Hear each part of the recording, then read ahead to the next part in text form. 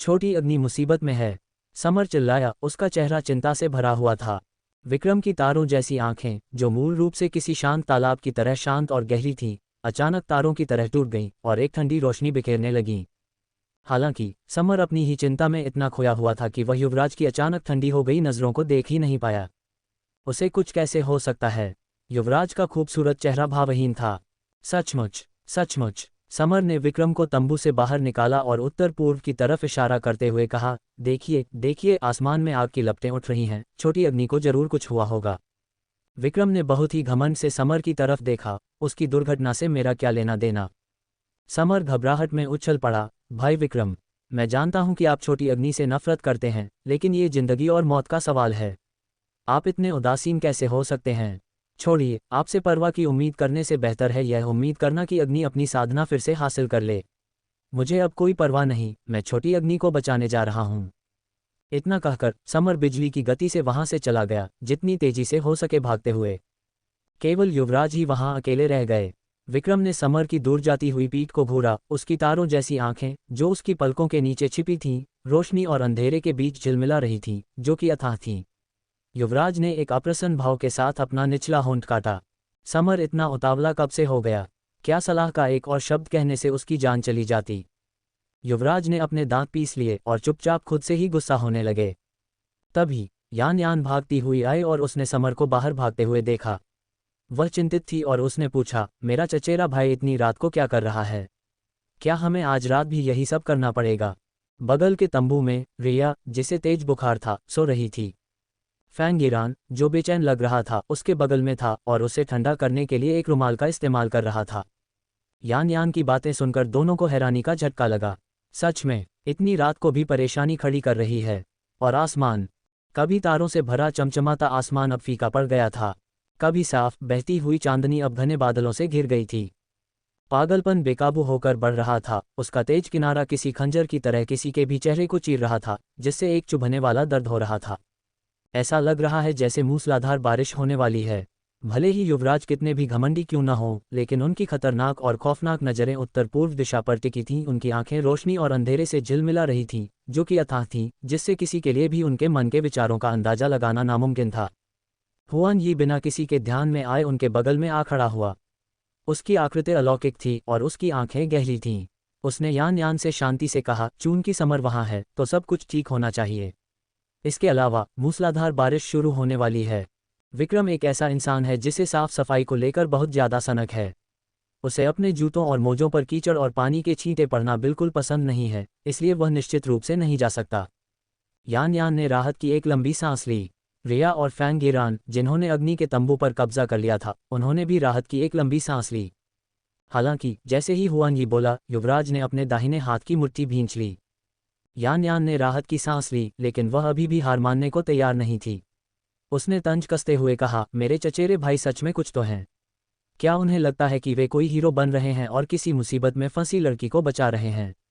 क्या होगा अगर अग्नि उनसे चिपक जाए और उनसे शादी करने की जिद करे? विक्रम की अलग थलग और दूर रहने वाली पीठ हल्की सी अकड़ गई। विक्रम की खौफनाक और बर्फीली नज़रें यान यान पर दौड़ीं। यान यान कांप उठी, लेकिन यह मौका हाथ से जाने देने के लिए बहुत अच्छा था, और यहाँ तक कि अपने दांत बजने के बावजूद वह फिर भी अग्नि को एक अर्थपूर्ण नज़र देने में कामयाब रही। ये कहना सचमुच मुश्किल है, अग्नि जैसा कोई इंसान। इससे पहले कि यान यान अपनी शिकायत जारी रख पाती, विक्रम ने बस इतना कहा, चलो चलें।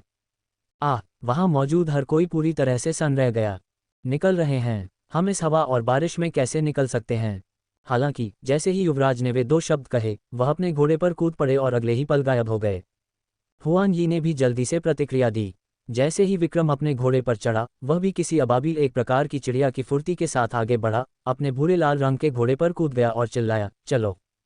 पलक झपकते ही विक्रम और हुआन यी आंखों से ओझल हो गए। केवल उनकी आध्यात्मिक साधना की आकृतियां बारिश में गायब होती हुई दिखाई दे रही थीं। यान यान पूरी तरह से सन्न रह गई। उसने क्या गलत कहा? युवराज अचानक क्यों? क्या उसने अभी अभी यह नहीं कहा था कि उसे चिंता है कि चचेरे भाई समर अग्नि के साथ उलझ जाएंगे? क्या ऐसा हो सकता है कि युवराज भी इस बारे में चिंतित हों, इस डर से कि उनका चचेरा भाई उलझ जाएगा, और इसीलिए उन्होंने जाने का फैसला किया? यान यान चुपके से विक्रम के करीब जाने के लिए भाग गई, इस उम्मीद में कि वह स्थिति का फायदा उठाएगी और शायद एक ऐसी स्थिति पैदा कर देगी जिससे पीछे हटना नामुमकिन हो। अब जब विक्रम जा चुका है तो वह अभी भी यहाँ क्या कर रही है। तुरंत यान यान अपने घोड़े पर कूदी और रात के अंधेरे में तेजी से भागती हुई पुकारने लगी, चचेरे भाई युवराज, मेरा इंतजार कीजिए। फैंग यीरान और रिया, जो तंबू के अंदर थे, वे पूरी तरह से अवाक थे और अविश्वास में एक दूसरे को देख रहे थे। उन्हें अब क्या करना चाहिए। अगर वे यह मौका चूक गए तो दोबारा विक्रम के करीब आना मुश्किल होगा। वे विक्रम के साथ रहने के लिए बहुत आगे तक गए थे, क्या इसे इस तरह खोना बहुत दुख की बात नहीं होगी। छठी बहन, क्या तुम अभी भी बर्दाश्त कर सकती हो? फैंग यीरान ने पूछा। हाँ बड़े भाई, चलिए तुरंत चलते हैं।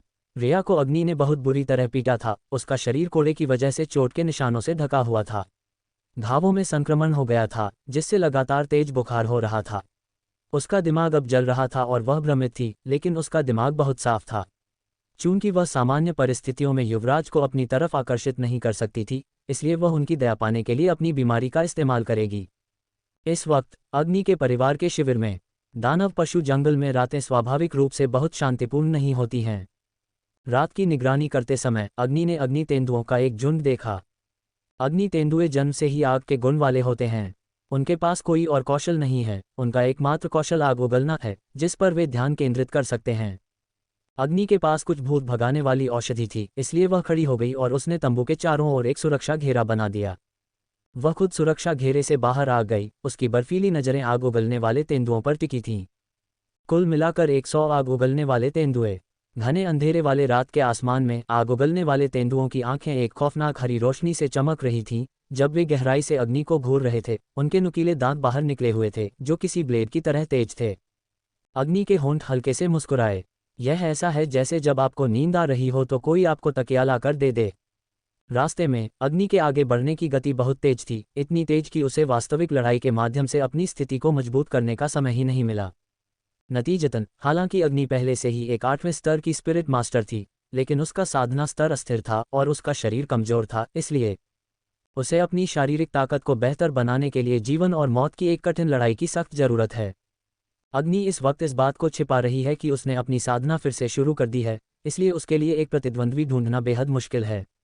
खुशकिस्मती से ये दानव जंगल है और खुशकिस्मती से अनजान ताकत वाले ये 100 अग्नि तेंदुए अंदर आ गए हैं। तो फिर मैं अपनी स्टार मून स्वॉर्ड तकनीक का अभ्यास करने के लिए तुम्हारा इस्तेमाल करूंगी। अग्नि ने अपने दाहिने हाथ में फ्लेम स्वॉर्ड पकड़ी थी और तलवार की नोक सीधे अग्नि तेंदुए की तरफ इशारा कर रही थी। पिछली बार अग्नि ने स्टार मून स्वॉर्ड तकनीक की 10वीं चाल स्टार मून थरस्ट में महारत हासिल की थी। आज अग्नि की योजना पूरी स्टार मून स्वॉर्ड तकनीक सीखने की है, जिसमें 12 चालें शामिल हैं। स्टार और मून स्वॉर्ड की 11वीं चाल स्टार और मून समुद्र से निकलते हैं। फड़फड़ाने की आवाजें। अग्नि ऊपर उछली, चीखी, पेड़ की शाखा को हल्के से छुआ और अपने पंख फैलाने वाले एक बाज की तरह ऊंचाई से नीचे झपटी। फ्लेम स्वॉर्ड की नोक से अनगिनत लपटें बाहर निकलीं। लपटें आसमान में जा लगीं। तारों और चांदनी की रोशनी में स्टार मून स्वॉर्ड और भी ज्यादा चकाचौंध करने वाली हो गई। उड़ती हुई चिंगारियों के बीच आग उगलने वाले तेंदुओं ने डांस किया और फीनिक्स अग्नि की तरफ आग उगली। पलक झपकते ही आग की लपटें आसमान में जा लगीं और हवा के बीच किसी आग के डांस की तरह झूलने लगीं। ये वह नज़ारा था जिसे समर और बाकी लोगों ने पहले देखा था। अग्नि के होंठ हल्के से सिकुड़े, बिल्कुल सही समय पर। जैसे ही आग उगलने वाले तेंदुओं ने हमला करने के लिए अपने सिर उठाए, अग्नि पहले ही नीचे झुक चुकी थी। अग्नि तेंदुआ लंबा और मजबूत था, अग्नि से 2 गुना लंबा। इसलिए जब अग्नि नीचे झुकी और उनके नीचे से तेजी से उड़ी तो वे उसके कपड़ों का किनारा भी नहीं पकड़ पाए। अग्नि बहुत चालाक है। जैसे ही वह झुकी और आगे बढ़ी, उसने अपनी जलती हुई तलवार को अग्नि तेंदुए के पैर और पेट में घोंप दिया। अग्नि तेंदुआ गुस्से से दहाड़ा और लगातार अग्नि का पीछा करने लगा। हालांकि अग्नि तेंदुए बहुत ज्यादा और बड़े थे। अग्नि उनके पैरों के नीचे छिप गई, कभी कभार उन पर अपनी स्टार मून स्ट्राइक से हमला करती और फिर दूर उछल जाती। उसे कौन पकड़ सकता था। आग उगलने वाले तेंदुओं ने हमला करने का मौका देखा, लेकिन उन्होंने जो आग उगली वह सब उनके अपने ही साथियों पर जा गिरी, जिससे वे लगभग एक दूसरे से ही लड़ने लगे। आओ, वे गुस्से में थे और लगातार अग्नि का पीछा कर रहे थे। लेकिन अग्नि बहुत फुर्तीली थी, उसकी हरकतें तेज और चालाक थीं और वह नियमों के अनुसार नहीं खेल रही थी। एक राउंड के बाद उसने 50 अग्नि तेंदुओं को घायल कर दिया था, जो जमीन पर लेटे हुए थे और उनमें से बहुत खून बह रहा था। बाकी 50 अग्नि तेंदुओं की आंखें खून से लाल थीं। उन्होंने अग्नि को घूरा और पलक झपकते ही आगे की तरफ बढ़े। दहाड़, अच्छा हुआ तुम आ गए। अग्नि ने उत्साह से सोचा, क्योंकि इतने कम समय में उसने स्टार मून स्वॉर्ड की 11वीं चाल में महारत हासिल कर ली थी। समुद्र से निकलते तारे और चांद की तकनीक अपने चरम पर पहुंच गई है। अब केवल आखिरी चाल, आसमान में तारे और चांद, ही बची है। आसमान में तारे और चांद। अग्नि की जलती हुई तलवार बाहर निकली और एक जोरदार आवाज के साथ हवा के बीच घूमने लगी। अग्नि तेंदुआ, जिस पर फ्लेम स्वॉर्ड से वार किया गया था, वह तुरंत मारा गया और उसका खून हर जगह फैल गया। ये जगह अनजाने में ही एक नरक बन गई है। आसमान में तारे और चांद अविश्वसनीय रूप से शक्तिशाली हैं, जो उन्हें जादुई जानवरों को मारने के लिए एक खौफनाक हथियार बनाते हैं। अभी अभी हवा में एक चक्कर लगाने से पहले ही 10 अग्नि तेंदुए मारे जा चुके हैं। अग्नि तेंदुआ लगातार आग उगल रहा था, लेकिन आसमान में तारे और चांद की चाल पर किसी भी आग की लपट का कोई असर नहीं हुआ। बाकी बचे 40 अग्नि तेंदुओं की आंखों में डर की झलक थी, लेकिन उन्होंने फिर भी अंत तक अग्नि से लड़ने की जिद की। अग्नि के होंठ हल्के से मुस्कुराए। बहुत अच्छा, तो मुझे इस चाल का एक बार फिर से अभ्यास करने दो। तारे और चांद आसमान में हैं। चलो। अग्नि की जलती हुई तलवार एक बार फिर बाहर उड़ी। शूश शूश, हवा के बीच घूमते हुए। पफ पफ, आसमान में तारे और चांद किसी हार्वेस्टर की तरह अग्नि तेंदुए के सिर के ऊपर घूमे और अपने रास्ते में आने वाले 10 और तेंदुओं को कुचलते हुए मार डाला। बाकी बचे 30 तेंदुए खून से लथपथ थे, उनके घावों से बहुत खून बह रहा था। तारे और चांद आसमान में हैं। चलो। अग्नि ने एक बार फिर अपनी आखिरी अल्टीमेट चाल, स्टार मून स्वॉर्ड, का इस्तेमाल किया। आओ। बाकी बचे 30 आग उगलने वाले तेंदुए आखिरकार डर गए थे और उनकी आंखों में खौफ साफ दिखाई दे रहा था। बिना दोबारा सोचे या अपने साथियों की परवाह किए वे मुड़े और चिल्लाते हुए भाग गए। हालांकि फ्लेम स्वॉर्ड उन्हें जाने नहीं देगी। ऐसा लग रहा था कि फ्लेम स्वॉर्ड में कोई आत्मा समा गई हो, जो लगातार अपने शिकार का पीछा कर रही थी, उसे कुचल रही थी और मार रही थी।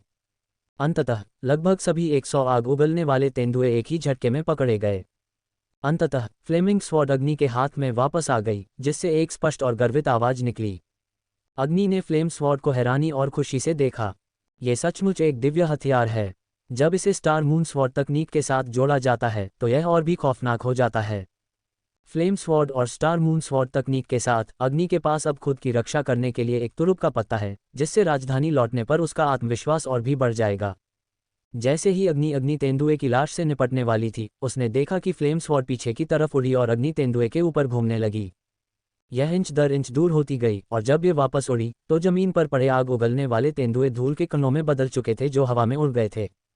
ये हवा में उड़ गया था। अग्नि को देर से एहसास हुआ कि उसकी फ्लेम स्वॉर्ड ने असल में अग्नि तेंदुए के शरीर से आग के तत्व को सोख लिया था और उसे धूल में बदल दिया था। ये तो पूरी तरह से स्वर्ग को चुनौती देने वाला था। अग्नि ने अविश्वास से अपने हाथ में लाल फ्लेम स्वॉर्ड को घूरा। ये तलवार उसे उसके खूबसूरत गुरु ने दी थी। अग्नि को इसकी उत्पत्ति या इतिहास के बारे में नहीं पता था। उसने पहले इसे महसूस नहीं किया था, लेकिन अब उसे इसके बारे में एक मजबूत एहसास हो रहा था। फ्लेम स्वॉर्ड साधारण होने के अलावा और भी बहुत कुछ है। काश मेरे खूबसूरत गुरु जाग जाते। मेरे पास बहुत सारे सवाल और अनुत्तरित प्रश्न हैं जो मैं जानना चाहती हूँ। अपने खूबसूरत गुरु के बारे में सोचकर अग्नि पल भर के लिए सन्न रह गई। उसे रंगीन फीनिक्स से किया गया अपना वादा याद आ गया। एक बार जब उसकी साधना स्पिरिट सैक क्षेत्र तक पहुंच जाएगी तो छोटी फीनिक्स उसे बताएगी कि उसके गुरु को कैसे जगाया जाए। अग्नि ने शुरू में सोचा था कि स्पिरिट सैक क्षेत्र में आगे बढ़ने से पहले उसे अभी लंबा रास्ता तय करना है, लेकिन पिछले कुछ दिनों में लगातार तरक्की के साथ उसके दिल में और भी ज़्यादा उम्मीदें थीं। क्या ऐसा हो सकता है कि मैं जल्द ही स्पिरिट सैक क्षेत्र में पहुंच जाऊंगी? अग्नि ने जल्दी से नदी के किनारे नहाया, एक साफ पोशाक में बदल गई और वापस शिविर की तरफ चल दी। ये स्पष्ट नहीं है कि अग्नि कितनी देर तक ध्यान में रही। समर की आवाज़ गूंज उठी, छोटी अग्नि, तुम कैसी हो? तुम कैसी हो? समर अविश्वसनीय रूप से तेज था। वह दौड़ते हुए जोर से चिल्ला रहा था और बिजली की तरह भागता हुआ आ रहा था। शिविर की रोशनी देखकर समर दौड़कर आया। अग्नि ने अपनी आंखें खोलीं। अचानक मूसलाधार बारिश शुरू हो गई, जिससे जमीन पर हर जगह कीचड़ और पानी के छींटे उड़ने लगे। बारिश ने अग्नि तेंदुए के सभी निशानों को धो दिया, जो बहुत अच्छा था। अग्नि ने मन ही मन सिर हिलाया। बारिश के बीच वह लड़का किसी तीर की तरह आगे बढ़ा। समर का माथा पसीने और बारिश के मिश्रण से ढका हुआ था। वह बता नहीं पा रहा था। उसने देखा कि अग्नि पेड़ की शाखाओं से बने आश्रय के नीचे शांति से खड़ी थी। उसके चेहरे के भाव शांत थे और उसकी आकृति आकर्षक थी। उसके दिल की धड़कन बढ़ गई और वह अग्नि को अपनी बाहों में खींचने के लिए दौड़ा। हालांकि इससे पहले कि समर सचमुच उसे गले लगा पाता, एक लंबे मजबूत हाथ ने समर के दाहिने कंधे को पकड़ लिया था और उसे जोर से दूर फेंक दिया था। अग्नि ने ऊपर देखा और विक्रम की अथाह तारों जैसी आंखों से नजरें मिलाईं। शेर की तरह गुस्सा दिखाने वाले विक्रम को नजरअंदाज करते हुए अग्नि बारिश में दौड़ी, समर को अपने नाजुक हाथों से सहारा दिया और चिंता से पूछा, समर, तुम कैसे हो? क्या तुम ठीक हो? अग्नि के दिल में, हालांकि समर कभी कभी भरोसेमंद और गैर जिम्मेदार था, लेकिन वह उसके लिए अच्छा था, जिससे इनकार नहीं किया जा सकता था। इसलिए जब उसने देखा कि समर को बाहर फेंक दिया गया है, तो अग्नि की पहली प्रतिक्रिया उसे उठने में मदद करने की थी, और उसकी दूसरी प्रतिक्रिया मुड़कर हमलावर विक्रम को गुस्से से घूरने की थी। अग्नि के कोमल, बर्फ जैसे सफ़ेद हाथों को समर की बांह को सहारा देते हुए देखकर विक्रम की पहले से ही गहरी नज़रें तुरंत गुस्से में बदल गईं। हालांकि समर इस बात से पूरी तरह अनजान था कि वह फ्यूज बन गया था। वह लगातार अग्नि से चिंता के साथ पूछ रहा था, मैंने अभी अभी इस दिशा में आग की लपटें उठती देखीं, और मुझे लगा कि तुम्हें कुछ हो गया है। क्या तुम ठीक हो? क्या तुम ठीक हो? समर की सच्ची चिंता का सामना करते हुए अग्नि का भावुक न होना असंभव था। उसका पहले से ही खूबसूरत चेहरा समर के लिए एक मुस्कान में खिल उठा। देखो, मैं अब पूरी तरह से ठीक हूं, है ना? समर ने अग्नि को ऊपर से नीचे देखा और आखिरकार सिर हिलाया। वह सचमुच घायल नहीं लग रही है। लेकिन क्या तुमने सच में आसमान में आग की लपटें उठते हुए नहीं देखीं? बारिश ने सारे निशान धो दिए थे, जिससे अग्नि का गुलाबी चेहरा मासूमियत और उलझन से खाली रह गया। आसमान में आग की लपटें। यह अच्छा है, यह अच्छा है। समर ने राहत की सांस ली, वह अभी बहुत चिंतित था। अग्नि ने अपनी गहरी आंखों में मुस्कान के साथ समर को देखा। तुम इतनी तेज भागे, क्या तुमने लपटें देखीं और सोचा कि मुझे कुछ हो गया है? समर ने अहंकार से अपनी ठुड्डी उठाए, और क्या? जब अग्नि मुस्कुराई तो उसकी मुस्कान मध्य गर्मियों में ब्रोकेड की तरह जीवंत और सुंदर थी। उसका पहले से ही शानदार चेहरा और भी आकर्षक और मनमोहक हो गया, जिससे किसी का भी दिल धड़कने लगे। विक्रम एक तरफ खड़ा था, अग्नि का गोरा और नाजुक हाथ पकड़े हुए। उसकी गहरी आंखें अग्नि पर टिकी थीं, और उसका चेहरा राख जैसा था। उससे एक शक्तिशाली और आक्रामक ऑरा निकल रहा था। वह सत्ता में बैठे लोगों का अनूठा अधिकार था। अग्नि ने विक्रम को घूरा, जबकि विक्रम की आंखों में गुस्से की एक झलक थी, जो एक अजीब भावना के साथ मिश्रित थी। उसने खूंखार तरीके से उसे घूरा, अपने दांत पीसे, लेकिन एक शब्द भी नहीं कहा। अग्नि ने त्योरियां चढ़ाईं, उसे बस समझ नहीं आया। मैंने स्वेच्छा से तंबू छोड़ दिया और जल्दी चली गई। क्या महामहिम को किसी और बात से असंतोष है? विक्रम ने अपनी गहरी आंखों से अग्नि को गुस्से से घूरा। असंतुष्ट? वह उसके स्वेच्छा से तंबू छोड़ने से संतुष्ट नहीं है, वह उसके जल्दी जाने से संतुष्ट नहीं है। क्या इसकी अनुमति नहीं है? हालांकि युवराज के मजबूत गर्व ने उन्हें कभी भी ऐसी बात कहने से रोक दिया। इसलिए उसने बस उसे खूंखार तरीके से घूरा, अपने दांत पीसे। अपने अच्छे स्वभाव के बावजूद उसकी घूरती हुई नज़रों से अग्नि का गुस्सा भड़क उठा। उसने पहले उसे अपमानित किया, बाद में उसे उकसाया, और अब वह आक्रामक और टकराव वाला बर्ताव कर रहा है। भले ही वह विक्रम हो, वह लोगों को इस तरह परेशान नहीं कर सकता। अग्नि ने गुस्से में विक्रम का हाथ झटक दिया। पुरुषों और महिलाओं को अलग होना चाहिए। युवराज, कृपया अपनी स्थिति का ध्यान रखें। विक्रम ने पहले भी ये शब्द कहे थे, और अब अग्नि उन्हें उस पर वापस फेंक रही थी। अंधेरे में विक्रम का चेहरा प्रकाश और छाया के बीच झिलमिला रहा था, और उसकी आंखें असामान्य रूप से गहरी थीं। बेचारे समर को अग्नि और विक्रम को फिर से बहस करते देख सिर दर्द होने लगा। क्या ये दोनों स्वाभाविक रूप से असंगत हैं? मिलते ही लड़ने लगते हैं। इसलिए समर बीच बचाव करने के लिए जल्दी से आगे आया। हे, तुम दोनों को क्या परेशानी है? तुम मिलते ही हमेशा बहस क्यों करते हो? क्या तुम बात नहीं कर सकते?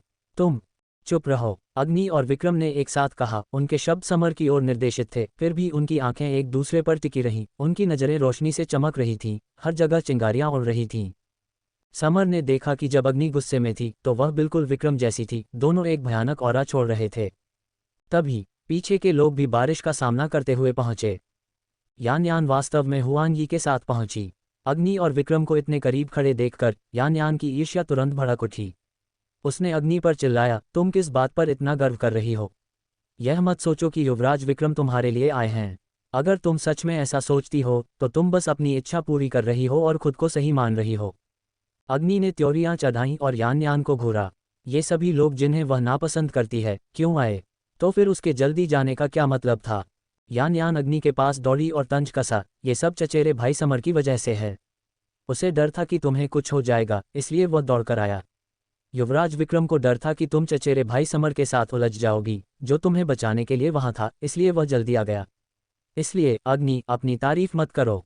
विक्रम का चेहरा तनावग्रस्त था, उसकी तारों जैसी आंखों में एक काला और गुस्सैल भाव था, क्योंकि उसने यान यान को एक खतरनाक और खौफनाक नज़र से देखा। डर है कि वह समर के साथ उलझ जाएगी। यान यान की बातें सुनकर अग्नि को लगा कि गर्म खून की एक लहर उसके गले में दौड़ गई है। उसकी नज़र विक्रम पर टिकी थी। यान यान की ओर इशारा करते हुए, लगभग अपने दांत पीसते हुए उसने शब्द दर शब्द कहा, विक्रम, क्या उसने जो कहा वह सच है?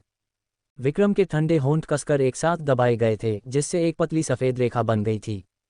उन गहरी, खौफनाक आंखों ने बिना एक शब्द कहे अग्नि को घूरा। अग्नि ने गहराई से अपमानित महसूस किया। वे उसे विक्रम से चिपकने वाली समझने की गलती करते थे और अब वे उस पर समर से चिपकने का आरोप लगा रहे हैं। क्या युवराज का समूह इतना महान है? यह अपमानजनक है। अग्नि को लगा कि उसकी छाती में गुस्से की एक लहर उमड़ रही है, एक ऐसा गुस्सा जो इतना तीव्र था कि उसने लगभग उसके पूरे शरीर को जला दिया। उसकी कांपती उंगली ने विक्रम की ओर इशारा किया, तुम सब यहाँ से चले जाओ। अभी, चले जाओ, तुरंत। छोटी अग्नि, समर समझाने के इरादे से आगे बढ़ा, लेकिन जब उसने अग्नि की खून से लाल आंखों को देखा तो उसके दिल में डर की भावना पैदा हो गई। अग्नि ने एक गहरी सांस ली और आगे इशारा किया, समर, मैं तुमसे गुस्सा नहीं होना चाहती, इसलिए तुम्हें भी चले जाना चाहिए। यान यान ने अग्नि को घूरा, तुम ऐसी कैसे हो सकती हो? मेरे चचेरे भाई समर एक राजकुमार हैं। यहाँ तक कि तुम्हारे फैंग कबीले के नेता भी मेरे चचेरे भाई से इस तरह बात करने की हिम्मत नहीं करेंगे। युवराज की तो बात ही छोड़ो। अग्नि, तुम खुद को क्या समझती हो? हालांकि यान यान ने अपनी बात पूरी नहीं की थी। स्नैप! अग्नि ने अपना दाहिना हाथ उठाया और यान यान के चेहरे पर पूरी सटीकता के साथ थप्पड़ मारा। ये थप्पड़ बहुत ज्यादा बोलने के लिए है। बेचारी यान यान अग्नि के थप्पड़ से उड़ गई, कुछ ही दूरी पर एक प्राचीन पेड़ से टकरा गई। एक जोरदार आवाज के साथ एक शाखा टूट गई। छोटी अग्नि खूबसूरत माँ अपनी नींद से चौंक कर उठ गई। उसने अग्नि को किसी को मारते देखा और घबरा गई।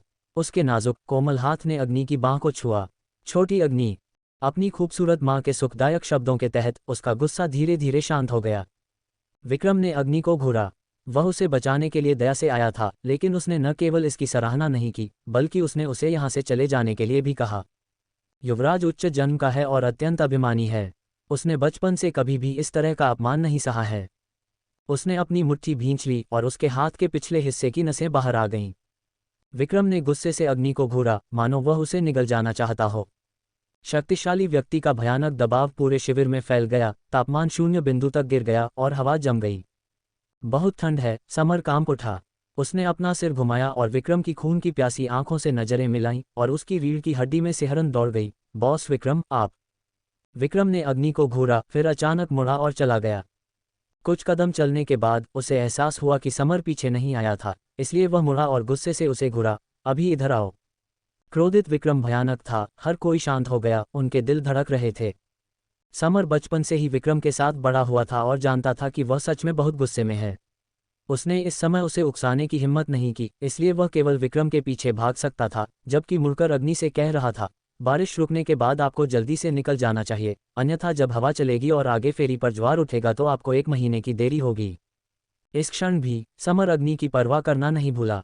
बेचारी रिया, वह आखिरकार घोड़े पर चढ़ने में कामयाब रही और पूरे रास्ते सवारी की, लगभग बेहोश होने की हद तक, केवल ये देखने के लिए कि विक्रम पहले ही जा चुका था। फैंग ईरान ने रिया के पीले और खून से रहित चेहरे को देखकर त्योरियां चढ़ाईं और पूछा, क्या तुम अभी भी बर्दाश्त कर सकती हो? रिया कमजोर और शक्तिहीन थी, मुश्किल से सांस ले पा रही थी, लेकिन उसने फिर भी अपने दांत पीसे और कहा, जल्दी करो, उनका पीछा करो। जैसे ही रिया ने बात की, उसने अग्नि को एक आत्मसंतुष्ट घूर दिया। जैसा कि उम्मीद थी, युवराज को अग्नि में कोई दिलचस्पी नहीं थी, अन्यथा वह उसे इस गहरे जंगल में क्यों छोड़ता। आगे की कतारों में विक्रम ने नेतृत्व किया और अपने घोड़े पर सर पर दौड़ गया। ठंडी बारिश उसके चेहरे और शरीर पर गिर रही थी, उसे हड्डी तक ठंडा कर रही थी। लेकिन अग्नि का समर पर मुस्कुराने और उसे पूरी तरह से नज़रअंदाज करने का विचार, उस पर एक नज़र भी नहीं डालना। ये सोचकर युवराज के सीने में गुस्सा कम होने के बजाय बढ़ गया। बेचारा समर इस बात से अनजान कि उसने विक्रम को नाराज कर दिया है। हुआन यी को एक तरफ खींच लिया और पूछा, बॉस विक्रम इतने गुस्से में हैं, उन्हें किसने उकसाया? हुआन यी ने अपनी नाक छुई और उसे एक अर्थपूर्ण नज़र दी। समर इसे समझ नहीं पाया और उलझन में था। यान यान ने पकड़ने के लिए अपने घोड़े को दौड़ाया, समर की आस्तीन को खींचा और कहा, चचेरे भाई, ये सब तुम्हारी गलती है। मुझे क्या परेशानी है? समर ने उलझन में पूछा। यान यान ने कहा, आप जानते हैं कि युवराज अग्नि से कितनी नफरत करते हैं, लेकिन फिर भी आप जाकर उसके करीब आ गए। महामहिम गुस्सा कैसे नहीं होंगे? वैसे भी तुम किसकी तरफ हो? यह इतना बुरा नहीं हो सकता। समर ने अपना सिर झुकाया और एक पल के लिए सोचा, क्या बॉस विक्रम सचमुच इतने कंजूस थे? लेकिन छोटी अग्नि का परिवार वास्तव में कमजोर है। ये भाग्यशाली है कि वे इस बार घायल नहीं हुए।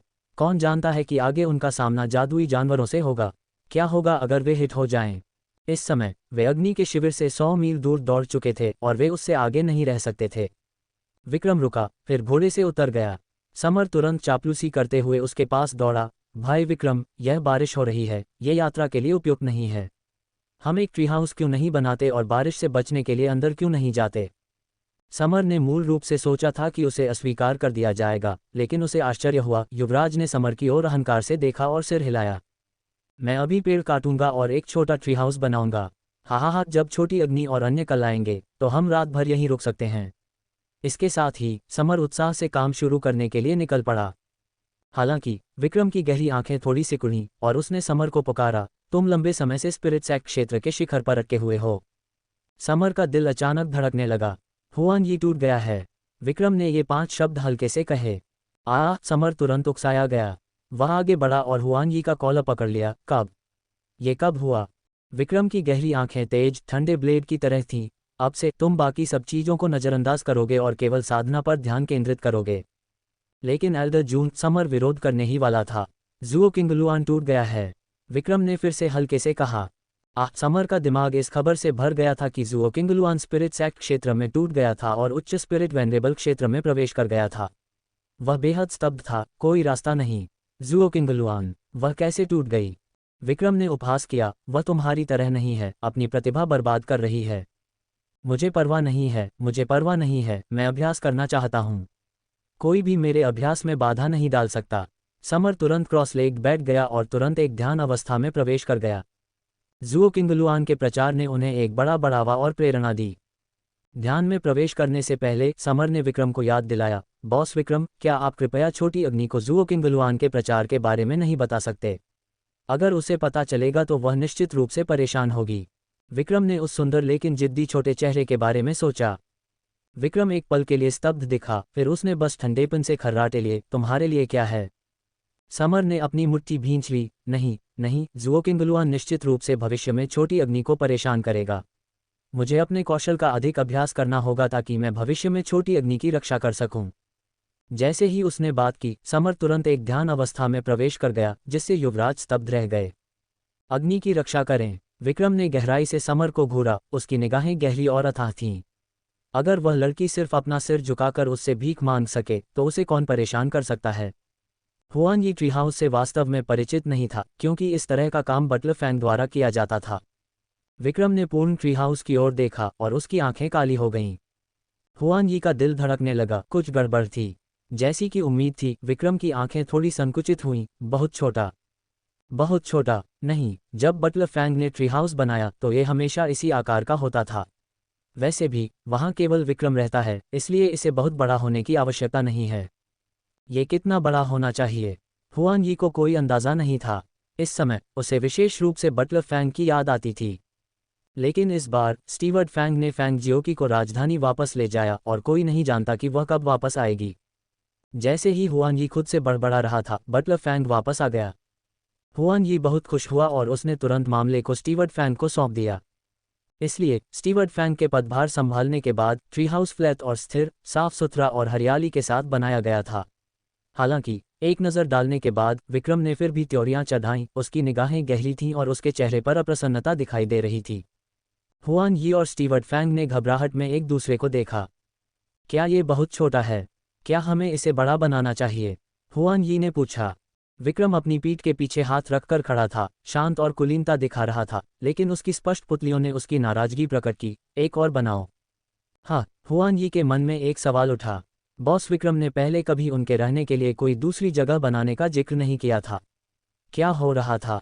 यहाँ तक कि स्टीवर्ड फैंग भी विक्रम पर फिर से नज़र डालने से खुद को नहीं रोक सके। महामहिम, कुछ अजीब है। विक्रम टहलता हुआ बाहर निकला और जंगल में प्रवेश किया। हुआन यी उलझन में लग रहा था। बॉस विक्रम, आप क्या कर रहे हैं? कुछ ही देर में सभी दिशाओं में भागते राक्षसों की आवाज़ सुनी जा सकती थी। आमतौर पर शांत और संयमित रहने वाले बटलर फैंग ने कहा, राक्षसों को बाहर निकालो। हुआन यी और भी उलझन में था। आपके और बॉस विक्रम के यहाँ होने पर हमें राक्षसी जानवरों को बाहर निकालने की आवश्यकता क्यों होगी? इसके अलावा बॉस विक्रम को खुद इतनी छोटी सी बात करने की क्या ज़रूरत है? बस हमें ऐसा करने के लिए क्यों नहीं कहते? हाँ, स्टीवर्ट फैंग ने भी यही सोचा था, इसलिए जब उसने अपने युवराज की ओर देखा तो उसकी नज़रों में संदेह और भ्रम का एक संकेत था। क्या ऐसा हो सकता है कि उन्हें लगे कि हमने इसे पर्याप्त सावधानी से नहीं किया? हुआन यी ने अपनी ठुड्डी सहलाई, जैसे कि विचारों में खो गया हो। इन पिछले कुछ दिनों में क्या हुआ है? यहाँ तक कि बटलर फैंग, जो आमतौर पर गपशप करने वाला नहीं था, पूछने में मदद नहीं कर सका। अगर मुझे सच में कहना है तो एक बात है, बॉस विक्रम और छोटी अग्नि का झगड़ा हुआ था। ओह, मैं विवरण सुनना चाहूंगा। आमतौर पर मौन रहने वाले स्टीवर्ट फैंग ने वास्तव में पूछने की पहल की, जिससे पता चला कि असामान्य रूप से व्यवहार करने वाले युवराज भी शांत नहीं थे। हुआन यी ने घटनाओं को याद किया, फिर स्टीवर्ट फैंग की ओर देखा। बटलर फैंग ने कुछ ही दूरी पर मौजूद अंधेरे आकृति की ओर देखा। वह युवक जन्म से ही दुनिया पर राज करने और पूरे महाद्वीप पर हावी होने के लिए नियत था। अब वह इस रास्ते पर एक गलती करने वाला था। बटलर फैंग ने प्रतीक्षा करने और देखने का फैसला किया। उस रात कुछ नहीं कहा गया। सुबह की धूप की पहली किरणें खिड़की के फ्रेम की हरी भरी पत्तियों से होकर गुजरी, जिससे पूरा ट्री हाउस रोशन हो गया। समर ने अपनी आंखें खोलीं, उसकी निगाहें स्पष्ट और उज्ज्वल थीं, उनके भीतर प्रकाश की एक चमक चमक रही थी। तभी पीएस, एक लघु नाटक लिखने का मेरा ये पहला प्रयास है। हाँ, याद रखें कि यदि आप भविष्य में और अधिक लघु कथाएं चाहते हैं तो मुझसे QQ पर संपर्क करें। गपशप लेखक जून लाउडा, 2 छोटे ट्री हाउस क्यों बनाएं? विक्रम, चुप रहो। गपशप लेखक, बॉस विक्रम, आपने व्यक्तिगत रूप से राक्षसों को क्यों भगाया? विक्रम, चुप रहो। गपशप लेखक, क्या ऐसा इसलिए है क्योंकि आप डरते हैं कि दूसरे लोग अपना काम सावधानी से नहीं करेंगे? विक्रम, चुप रहो। जब समर ने बटलर फैंग को देखा तो वह तुरंत खुशी से मुस्कुराया। बटलर फैंग, आप वापस आ गए। धूप वाले लड़के की मुस्कान ने मौसम को और भी अधिक उज्ज्वल बना दिया। बटलर फैंग को भी समर, ये जीवंत और हंसमुख युवक पसंद था। ये सुनकर उसने थोड़ा सिर हिलाया और कहा, युवा मास्टर समर, आओ और नाश्ता कर लो। जब आप कर लें तो निकलने का समय आ गया है। लेकिन नाश्ता करने के बाद समर टालमटोल करता रहा और निकलने से इनकार कर दिया। तुम क्यों नहीं जा रहे हो? हुआन यी ने पूछा। समर उस दिशा में देखता रहा जहां से अग्नि और अन्य लोग आए थे। उसके चेहरे पर संदेह की नज़र थी। छोटी अग्नि और अन्य लोग अभी तक क्यों नहीं आए? क्या उन्हें कुछ हो सकता है? क्या उन्हें जादुई जानवरों ने खा लिया होगा? हुआन यी ने आह भरी, युवक, हम आगे बढ़ रहे हैं। हमने रास्ते में सभी जादुई जानवरों को भगा दिया है। उन्हें खाने के लिए और जादुई जानवर कहाँ जाएंगे? ये सही है। समर की तारों जैसी आंखें एक मुस्कान के साथ चमक उठी और उसने अपने हाथ ताली बजाते हुए कहा, अगर हम आगे बढ़ते हैं तो हम न केवल ट्री हाउस को उनके रहने के लिए छोड़ सकते हैं, बल्कि हम रास्ते में जादुई जानवरों को भगाने में भी उनकी मदद कर सकते हैं। हाँ, मैं बस एक प्रतिभाशाली हूँ, चलो इसे करते हैं। हुआन यी ने समर को अपनी कोहनी से धक्का दिया, ये संकेत देते हुए कि बॉस विक्रम देख रहा था। ओह, समर ने अपनी लंबी पतली उंगलियों से अपनी नाक छुई। बॉस विक्रम अग्नि को इतना नापसंद करता है, शायद वह ये सुनकर दुखी होगा, है ना? जैसा कि अपेक्षित था, समर ने देखा कि विक्रम का सुंदर चेहरा अधिक गंभीर हो गया था। समर ने मन ही मन आह भरी। अग्नि स्पष्ट रूप से एक बहुत अच्छी लड़की है, तो ये दोनों एक दूसरे को इतना नापसंद क्यों करते हैं और हमेशा एक दूसरे से भिड़ते क्यों रहते हैं? ये वास्तव में चिंताजनक है। चलो चलें। घोड़ों को साफ करने के बाद स्टीवर्ट फैंग ने विक्रम से पूछा। युवक, जो पूरे महाद्वीप पर राज करने के लिए नियत था, उसकी नज़रें असाधारण रूप से गहरी थीं क्योंकि उसने धीरे धीरे समर की ओर देखा। समर की साफ और चमकीली काली आंखों में भ्रम की झलक दिखाई दी, लेकिन उसने जल्दी से अपने माथे पर थप्पड़ मारा। लॉर्ड विक्रम को अग्नि पसंद नहीं है। अगर वह टालमटोल करता है और अग्नि का इंतजार करता है तो वह पूरी तरह से लॉर्ड विक्रम को क्रोधित कर देगा, है ना? ये सोचकर समर के सुंदर चेहरे पर उदासी का एक स्पर्श दिखाई दिया और उसने आह भरी, अफसोस, चलो चलते हैं। विक्रम की गहरी आंखें तेज बर्फ के ब्लेड की तरह समर की ओर दौड़ीं। समर उलझन में दिख रहा था। उसने बॉस विक्रम की पसंद के अनुसार सब कुछ किया था, तो वह अभी भी दुखी क्यों था? वह सच में नहीं समझा। महामहिम, क्या हम प्रस्थान करें? स्टीवर्ट फैंग के हमेशा से उदासीन रहने वाले चेहरे पर एक अर्थपूर्ण रूप दिखाई दिया। ये युवक, जो महाद्वीप पर राज करने के लिए नियत था, उसने अपनी मुट्ठी भींच ली, उसकी आंखें अथाह प्रकाश के साथ चमक रही थीं। वह नहीं बोला, बल्कि अपने घोड़े पर चढ़ गया और सरपट दौड़ गया। समर ने अपनी ठुड्डी सहलाई, क्या ये सिर्फ मेरी कल्पना है? मुझे ऐसा क्यों लग रहा है कि बॉस विक्रम गुस्से में हैं? हुआन यी ने विक्रम की गर्वित और दृढ़ पीठ की ओर देखा, फिर समर के हैरान और भ्रमित चेहरे की ओर देखा और एक कड़वी मुस्कान के साथ अपना सिर हिलाया। ऐसा लग रहा था कि उसका अनुमान शायद सही था। मुझे वास्तव में इसकी उम्मीद नहीं थी। हुआन यी ने आह भरी। तुम जानते हो? समर की आंखें तुरंत चमक उठीं, चमकती आंखों से हुआन यी को घूरते हुए। हुआन यी ने गैर प्रतिबद्धता से कंधे उचकाए। जल्दी बोलो, समर ने उत्साह से कहा। इसे केवल सहज रूप से समझा जा सकता है, शब्दों में समझाया नहीं जा सकता। हुआनजियो, क्या तुम मार खाना चाहते हो? तुम बहुत बेवकूफ़ हो, अगर मैं तुम्हें फिर से मारूंगा तो तुम बेवकूफ़ बन जाओगे। हुआनजियो, इस गरीब, धूप वाले लड़के को हुआनजियो हमेशा परेशान करता है क्योंकि वह इतना स्मार्ट नहीं है।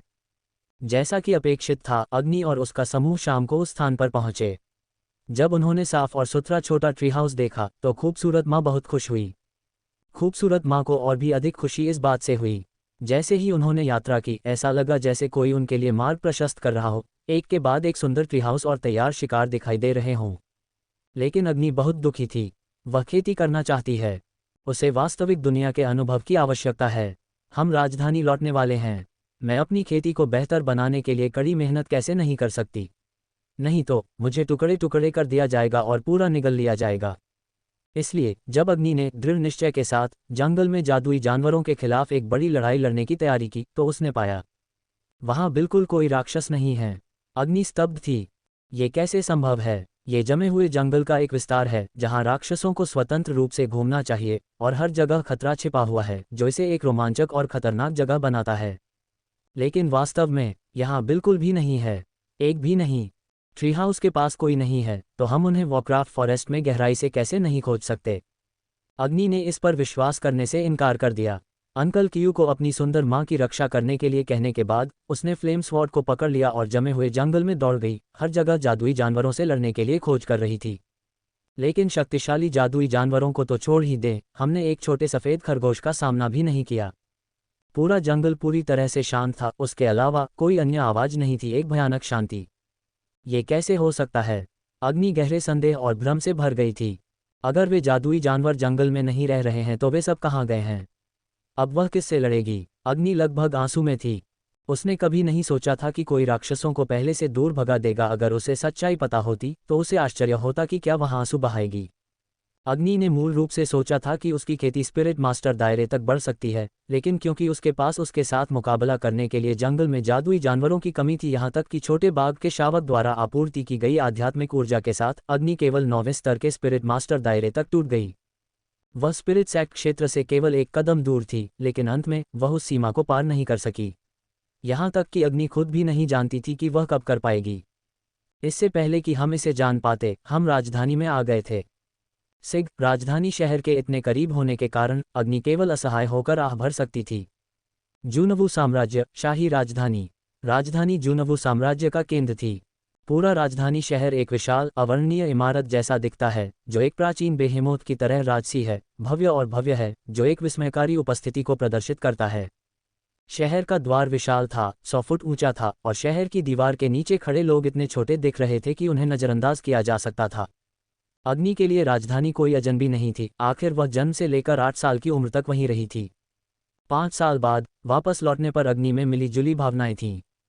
इससे पहले कि वह अपने उदास विचारों को सुलझा पाती, एक पुरुष और एक महिला शहर की दीवार के नीचे से बाहर निकले। अग्नि, तुम वास्तव में मेरे साथ तालमेल बिठा रही हो। फैंग लियू की आवाज़ आगे से आई। अग्नि ने ऊपर देखा और फैंग ईरान और फैंग लियू को अपने सामने खड़े देखा, खासकर फैंग लियू को जिसकी खुशी पूरी तरह से छिपी हुई थी। फैंग ईरान और अन्य लोगों को तरोताजा और ऊर्जा से भरपूर देखकर अग्नि जानती थी कि वे जागीर में लौट आए हैं। राजधानी में वापस, ये फैंग लियू और उसके समूह का क्षेत्र है। कोई आश्चर्य नहीं कि वह बिना किसी छिपाने के प्रयास के इतनी घमंडी और दबंग है। फैंग लियू अग्नि के पास गई, उसकी बर्फीली निगाहें उस पर टिकी थीं। अग्नि, 5 साल बाद तुम आखिरकार राजधानी लौट आए हो। अग्नि ने उसे उदासीन आंखों से देखा। अब अगर तुम भागना चाहते हो तो बहुत देर नहीं हुई है। फैंग लियू ने अग्नि के कान में फुसफुसाया। अग्नि ने थोड़ी त्योरियां चढ़ाईं, उसकी आंखें पानी की तरह शांत और स्पष्ट थीं। चूंकि आप भागने वाले नहीं हैं तो मेरी उकसावे को स्वीकार करें। अग्नि, तुम्हारा नरक अभी शुरू ही हुआ है। फैंग लियू ने अग्नि को देखा और सबसे पहले गाड़ी पर कूद गया। उन्होंने एक कदम भी नहीं उठाया। फैंग लियू को अचानक ऊब महसूस हुई। वह अग्नि के साथ शहर के गेट पर एक दृश्य बनाने की योजना बना रही थी, सभी को बता रही थी कि कुछ भी नहीं, अग्नि राजधानी लौट आई है और उसे पूरी राजधानी के उपहास का सामना करना पड़ा है। फैंग ईरान अग्नि की ओर चला गया। छोटी अग्नि, चलो जागीर में वापस चलते हैं। खूबसूरत माँ थोड़ी डरी हुई थी। उसने अग्नि का हाथ पकड़ लिया और घबराहट से अग्नि की ओर देखा। मेरे यहाँ रहते हुए कोई भी तुम्हें परेशान नहीं कर सकता। अग्नि ने अपनी खूबसूरत माँ के पतले बर्फ सफ़ेद हाथों को धीरे से सहलाया। सूरज की रोशनी में उसकी आंखें थोड़ी काली हो गईं। शहर में प्रवेश करने के बाद समूह एक गाड़ी में सवार हुआ और फीनिक्स कबीले की ओर बढ़ गया। मेरे कान में एक आवाज़ आती रही, अग्नि राजधानी लौट आए है। कौन सा अग्नि? बेशक यह अग्नि है, राजधानी का अद्वितीय छोटा प्रतिभाशाली व्यक्ति जो उस समय विक्रम के बराबर था। ओह, आपका मतलब है फीनिक्स कबीले से अग्नि, जो अपना फीनिक्स ट्रू ब्लड गायब होने के बाद अपाहिज हो गई थी। क्या वह बहुत समय पहले नहीं थी? उसकी मृत्यु नहीं हुई, लेकिन उसे सीमा पर फेंक दिया गया था। 5 साल बाद मैंने कभी नहीं सोचा था कि वह वापस आएगी।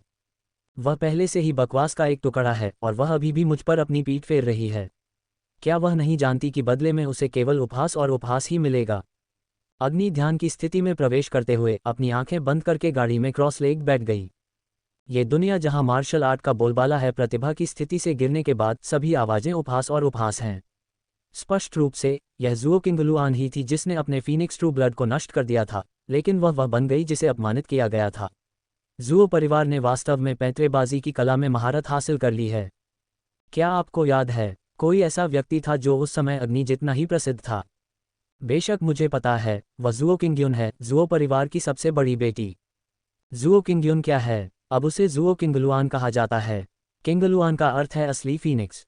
क्या आप जानते हैं कि जुओ किंगलुआन किस स्तर तक पहुंच गया है? ताकत का क्या स्तर? आध्यात्मिक आदरणीय क्षेत्र, हेवेंस, स्पिरिट वेनरेबल दायरे। कोई रास्ता नहीं, 15 साल भी नहीं हुए और पहले से ही स्पिरिट वेनरेबल दायरे में हैं। उनका भविष्य अविश्वसनीय है। बेचारी अग्नि, वह अभी भी एक बेकार इंसान है। भविष्य में उसके और जुओ किंगयुन के बीच की खाई केवल व्यापक और व्यापक होती जाएगी, इस हद तक कि वह कभी भी उसकी ओर नहीं देख पाएगी। सड़क के किनारे एक रेस्तरां में एक युवक और 2 महिलाएं खिड़की के पास खड़े थे। युवक की आंखों में कोई दिलचस्पी नहीं थी, जबकि दोनों लड़कियों के चेहरों पर उपहासपूर्ण भाव थे। अगर मैं अग्नि होती तो मैं वहां मरना पसंद करती। मैं राजधानी वापस जाने की हिम्मत कैसे कर सकती हूँ? जुओ किंगयू, गुलाबी रंग की पोशाक पहने एक लड़की ने खुश होकर कहा। वह बाहर कैसे मर सकती थी? बेशक उसे यहाँ तक क्राउन प्रिंस का पीछा करना पड़ा। आपको पता नहीं है कि वह रास्ते में कितनी हठी और शर्मिंदा थी। ओह, मैं वास्तव में हूँ, बात करने में भी शर्मिंदा हूँ। इसके बारे में यान यान ने शर्माते हुए कहा। युवराज का दीवाना। यान यान के शब्दों ने न केवल उसके बगल में मौजूद जुओ किंगयू को झटका दिया, बल्कि अगली मेज पर बैठी लड़कियों को भी झकझोर दिया, जो सभी आंखें फाड़कर घूर रही थीं। क्या ये सही नहीं है? यह अग्नि वास्तव में कुछ है रास्ते में। वह न केवल महामहिम क्राउन प्रिंस से चिपकी रही, बल्कि वह आधी रात में क्राउन प्रिंस के बिस्तर पर चढ़ने के लिए भी गई। मेरे चचेरे भाई ने इसे अपने साथ देखा, खुद की आंखें, और आप सभी जानते हैं कि मेरा चचेरा भाई कौन है ना? युवा राजकुमार समर, ये वह है। मेरा चचेरा भाई क्राउन प्रिंस के बचपन का दोस्त है, वह झूठ नहीं बोलेगा, है ना? यान यान ने उपहास किया। हे भगवान! जुओ किंगयू ने आश्चर्य से अपना मुंह ढक लिया, पूरी तरह से हैरान। अग्नि कैसे कर सकती है? वह ऐसा काम कैसे कर सकती है? उसकी त्वचा शहर की दीवार से भी ज्यादा मोटी है। ये सही है, उन्होंने छोटी उम्र से ही प्रशिक्षण लिया है, हम उनकी तुलना नहीं कर सकते। और फिर क्या? और फिर क्या? इसी बात को लेकर जुओ किंगयू सबसे अधिक चिंतित था। बाद में हे यान यान ने रहस्यमय ढंग से मुस्कुराते हुए सभी को सस्पेंस में रखा। इस वक्त रेस्तरां में मौजूद हर कोई यान यान के खुलासे से सदमे में था। युवा महिलाएं अग्नि की विक्रम के साथ पिछली सगाई से ईर्ष्या करती थीं और उसे बदनाम करने के हर अवसर का लाभ उठाती थीं। हालांकि पुरुषों की अभी भी अग्नि के बारे में अच्छी धारणा थी और उन्हें उसकी दुर्दशा के लिए खेद था। लेकिन अगर यान यान का रहस्योद्घाटन सच है, तो क्या अग्नि एक प्यार में पागल मूर्ख किसी काम की नहीं होगी? तब उसका क्या भला होगा? जुओ किंगयू ने यान यान की बाँह पकड़ ली। जल्दी बताओ, आगे क्या हुआ? क्या क्राउन प्रिंस ने उसे बाहर निकाल दिया? ऐसा ही होना चाहिए, है ना? यान यान ने स्पष्ट रूप से पूछा। क्या आपको लगता है कि क्राउन प्रिंस के स्वभाव को देखते हुए यह इतना आसान है? वाह! पूरा रेस्तरां विस्मयादिबोधक से फूट पड़ा। यान यान ने जितना कम कहा, हर कोई इस मामले को लेकर उतना ही अधिक उत्सुक हो गया। उस समय के लोगों को गपशप करना बहुत पसंद था और विक्रम के अनगिनत प्रशंसक थे। इस तरह के आकर्षक, विस्फोटक और नफरत पैदा करने वाले बिंदु ने तुरंत आग भड़का दी। शुरुआत में तो ये खबर सिर्फ रेस्टोरेंटों में ही चल रही थी, लेकिन देखते ही देखते ये जंगल की आग की तरह राजधानी के कोने कोने में फैल गई। क्या आप जानते हैं, अग्नि को क्राउन प्रिंस जून का जुनून सवार है और वह बेशर्मी से उनके बिस्तर पर भी चढ़ गई। सचमुच? बेशक ये सच है। राजकुमार समर ने इसे अपनी आंखों से देखा, यह असली सौदा है। वह अग्निवह घृणित है। वह मर क्यों नहीं जाती? खबर इतनी तेजी से फैली कि लोग समय पर प्रतिक्रिया नहीं कर पाए। अग्नि वुरेन के फीनिक्स कबीले में लौटने से पहले ही खबर आ चुकी थी। फीनिक्स कबीले की कुलपिता बूढ़ी मैडम फीनिक्स हैं।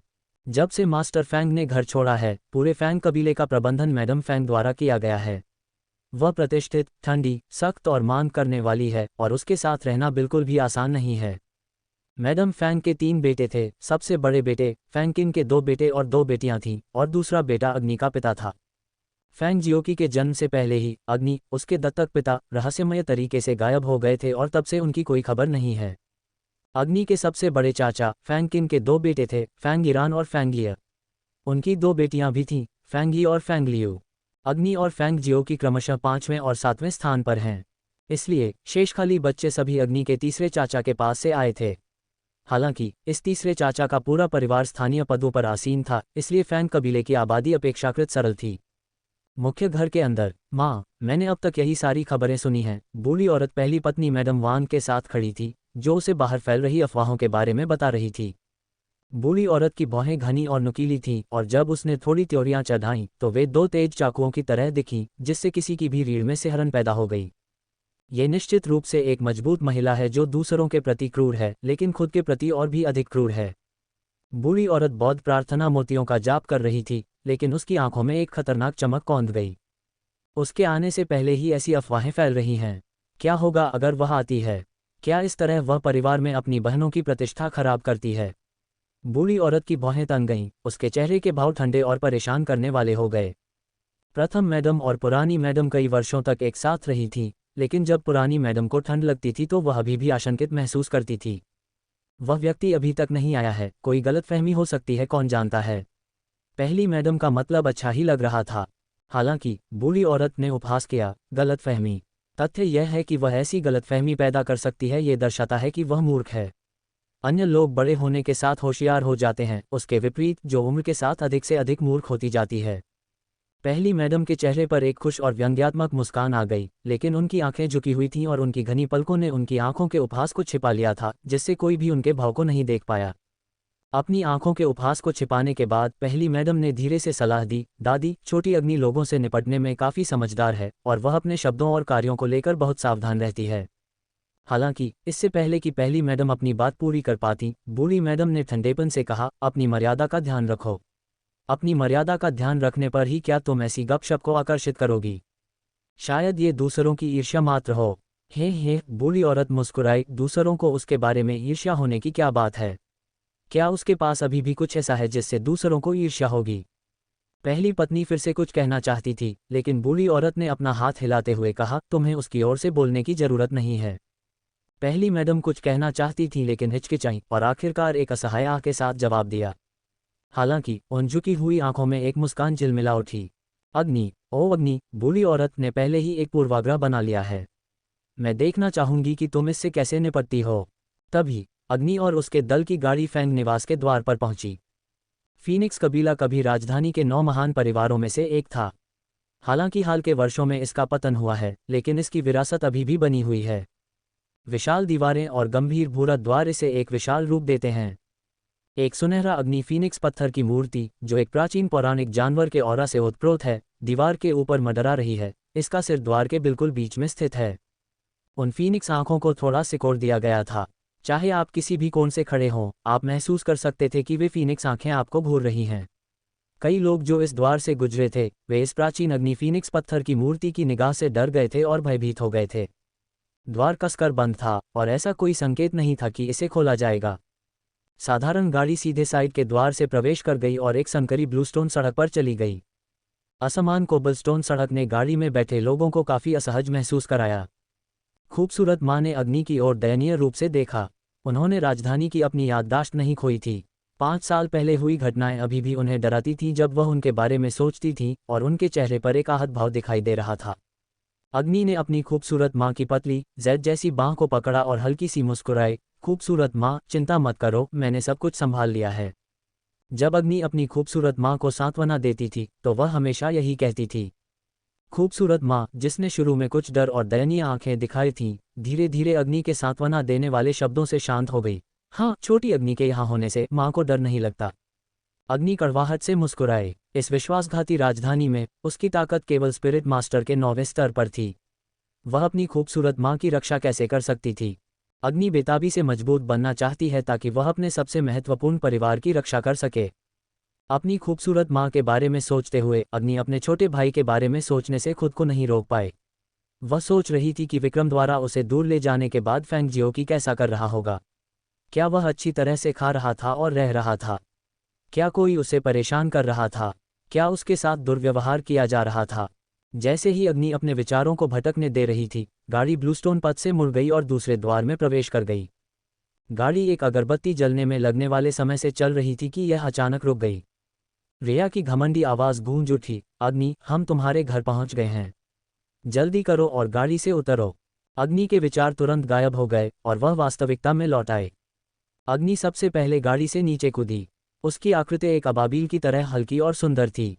उसकी पतली आकृति और सुंदर व्यवहार ने रिया की आंखों को लाल कर दिया। हालांकि मैं उसे पसंद नहीं करती, लेकिन मुझे ये स्वीकार करना होगा कि उसके चेहरे की परवाह किए बिना पीछे से अग्नि की पतली और सुंदर आकृति को देखना अनगिनत लोगों को मोहित करने के लिए पर्याप्त है। वह सच में परेशान करने वाली है। लेकिन रिया की उत्साहित नज़र अग्नि की आंखों पर टिकी थी। जब वह अपने घर को लूटते हुए देखेगी तो उसके चेहरे का भाव कैसा होगा? रिया पूरी रात इसका इंतजार कर रही थी और कल रात इतनी उत्साहित थी कि वह करवटें बदलती रही और सो नहीं पाए।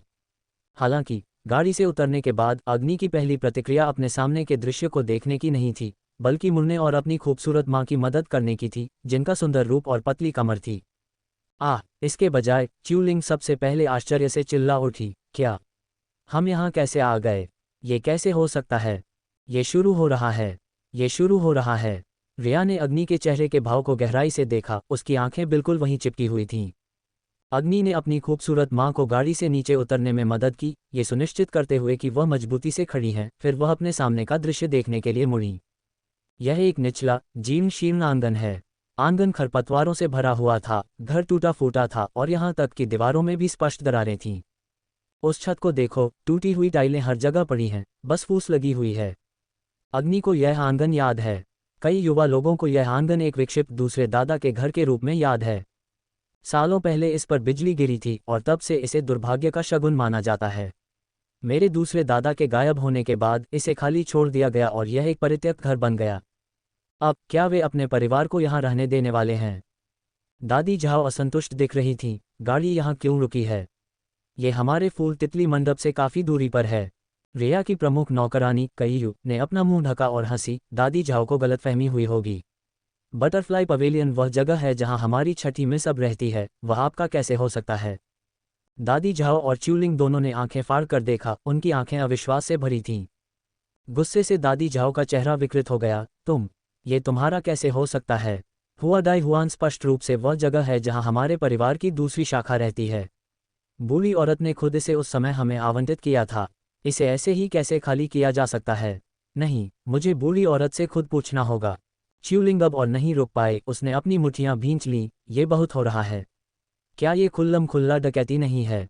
आइए इस मामले को सुलझाने के लिए बूढ़ी औरत से पूछें। झाओ मामा और च्यूलिंग के गुस्से वाले भाव देखकर रिया तुरंत खुश हो गई। हालांकि जिस बात ने उसे नाखुश किया वह ये था कि अग्नि पूरी घटना के दौरान भावहीन और शांत रही। उसका घर छीन लिया गया और वह गुस्सा भी नहीं है। रिया अग्नि के प्रदर्शन से बहुत असंतुष्ट थी, इसलिए उसने तंज कसा, ये काफ़ी अच्छा है कि तुम्हारे परिवार को रहने के लिए एक जीर्ण शीर्ण आंगन मिला है। तुम खुद को फ्लावर बटरफ्लाई पवेलियन के योग्य कहते हो।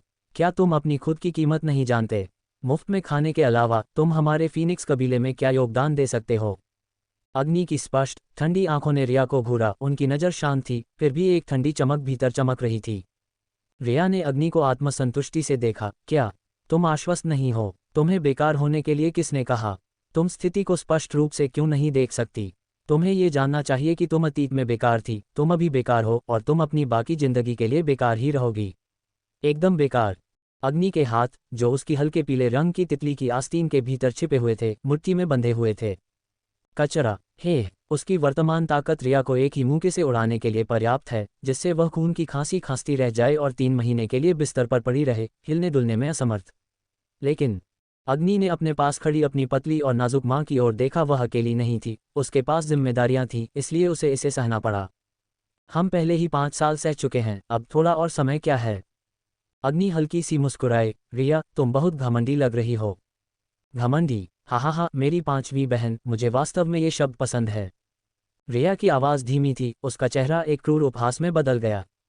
रिया ने अपनी आवाज़ धीमी की और अग्नि के कान के पास फुसफुसाई, तुमने मुझे रास्ते में इतना दर्द दिया है, और आने वाले दिनों में मैं तुम्हें 10 या 100 गुना ज़्यादा दर्द दूंगी। अग्नि हल्की सी मुस्कुराई, मैं वास्तव में इसका इंतजार कर रही हूँ। रिया ने अपनी मुट्ठियां भींच लीं।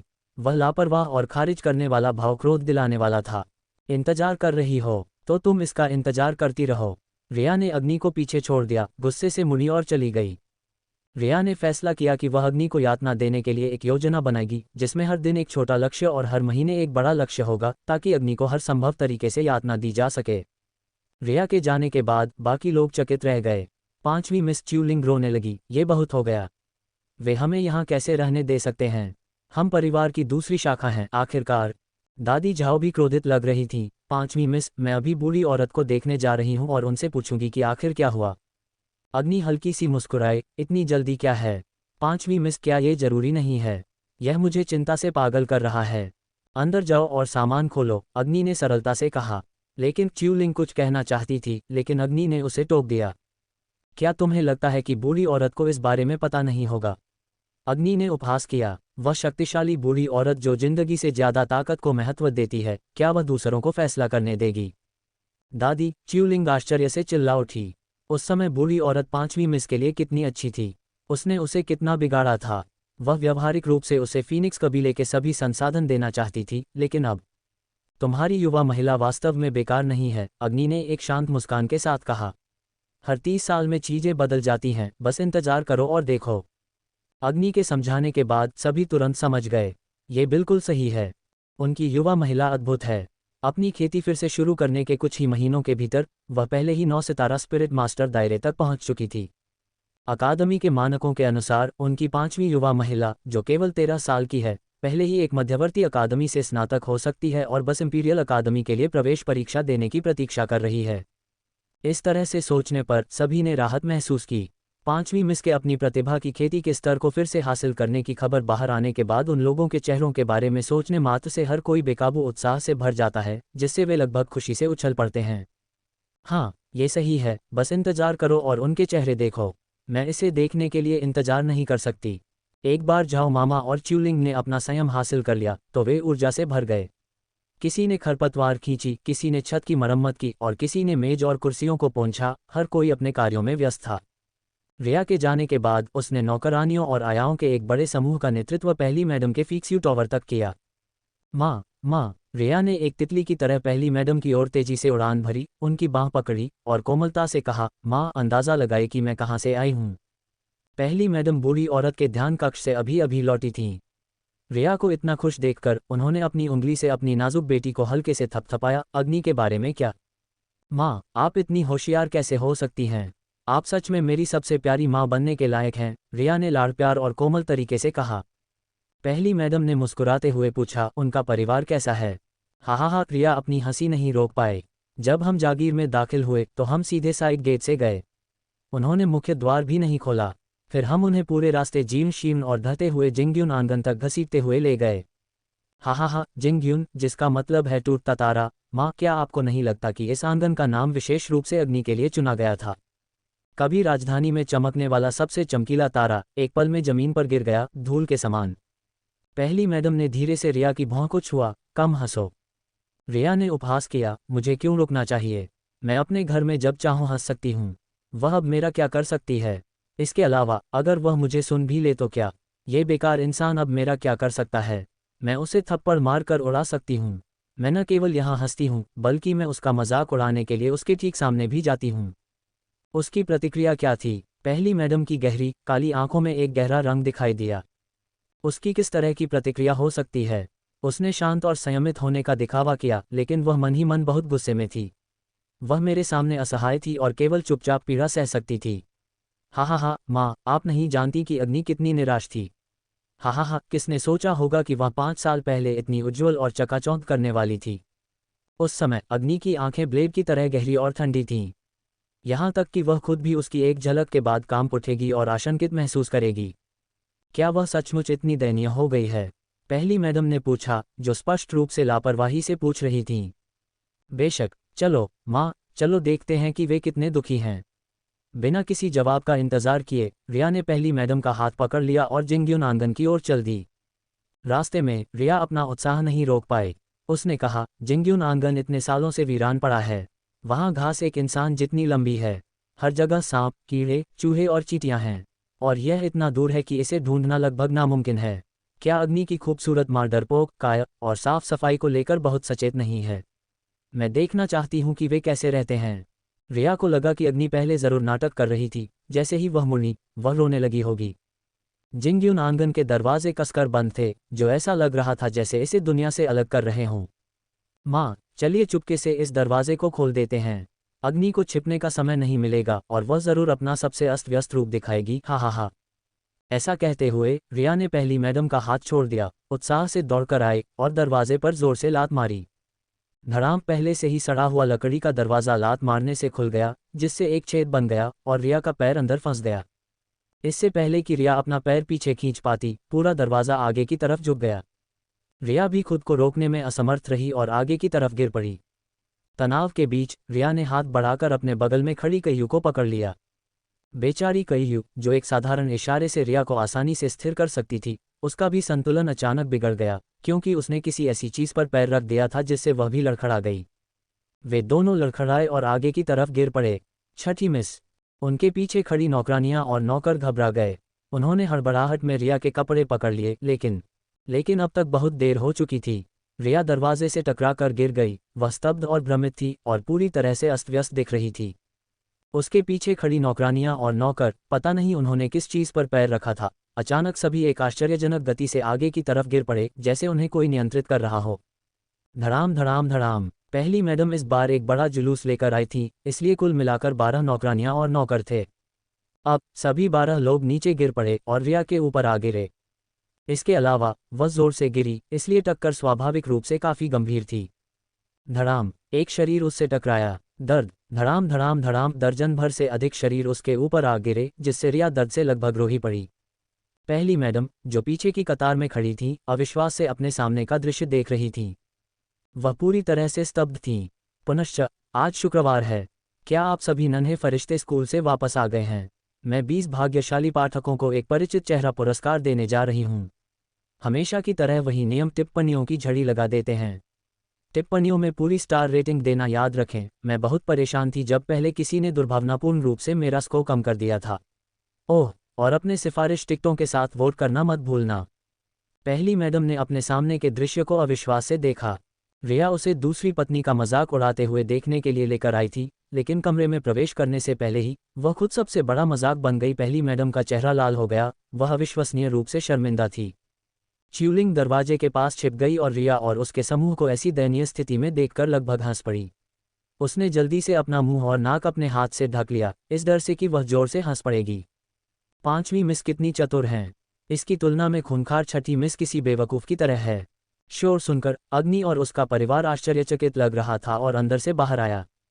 इस दृश्य को देखकर अग्नि मन ही मन हंसी, लेकिन उसके चेहरे पर हल्की सी त्योरियां चढ़ गईं। हाँ, आप सभी इस तरह की गड़बड़ी में कैसे पड़ गए? रिया, आपने मेरा दरवाजा क्यों तोड़ा? नौकरानियां और नौकर हिलती हुई रिया को सहारा दे रहे थे जब उन्होंने अग्नि के शब्द सुने। रिया अस्त व्यस्त और गुस्से से भरी हुई थी। उसने अग्नि की ओर इशारा किया, उसकी उंगलियां गुस्से से कांप रही थीं, एक भी शब्द नहीं बोल पा रही थी। तुम। अग्नि ने त्योरियां चढ़ाईं, हालांकि तुम अभी असभ्य थीं, लेकिन क्या ऐसा भव्य समारोह करना वास्तव में आवश्यक है? रिया, तुम अग्नि। अग्नि के गोरे और नाजुक चेहरे पर उसकी खूबसूरत आंखें ऑब्सीडियन की तरह चमक रही थीं, और जब वह उसे देख रही थी तो वह मासूम और भोली लग रही थी। क्या तुम यहाँ माफ़ी मांगने नहीं आई थीं? पहली मैडम ने अपने सामने के दृश्य पर मन ही मन सिर हिलाया। रिया पहले तो ठीक लग रही थी, लेकिन तुलना अपरिहार्य है। अग्नि की तुलना में रिया की आभा स्पष्ट रूप से फीकी पड़ गई। एक माँ के रूप में पहली मैडम स्वाभाविक रूप से अपनी बेटी को दूसरों द्वारा दबाया हुआ देखना पसंद नहीं करती थीं। इसलिए अपने सुंदर और नाजुक शरीर के साथ पहली मैडम ने अपनी नौकरानी के सहारे धीरे धीरे कदम बढ़ाया। पहली मैडम ने अग्नि की ओर गर्मजोशी से मुस्कुराते हुए एक कोमल मुस्कान के साथ कहा, छोटी अग्नि, तुम्हारी छठी बहन तुम्हें देखकर इतनी खुश हुई कि वह भाग कर आए और गलती से दरवाजे से टकरा गई। ये वास्तव में।